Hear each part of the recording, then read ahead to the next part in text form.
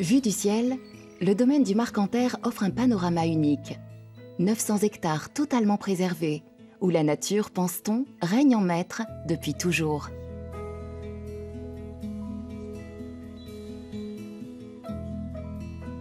Il y a quelques décennies, ici c'était le désert. C'est-à-dire que vous oubliez toute la végétation sur la dune. Il n'y avait pas d'arbres, il n'y avait même pas d'oya. Et je me souviens, quand j'accompagnais mon père sur les chantiers de plantation, dans le désert, il me disait « tu verras un jour, ça sera la forêt ». Et avec mes 8, 9 ans, 10 ans, je n'arrivais pas à imaginer cette image.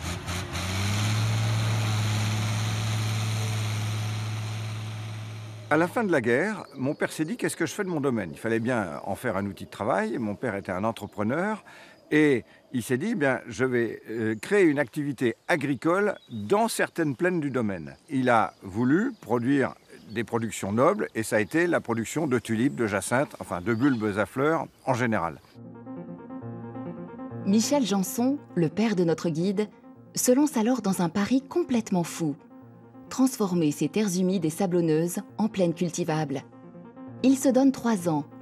Il en passera presque 10 à transformer la nature. Après des travaux gigantesques, il parvient à ses fins.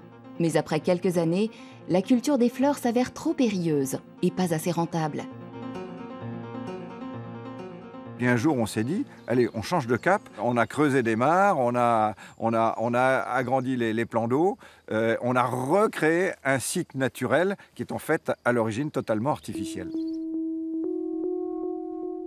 Oubliez les fleurs.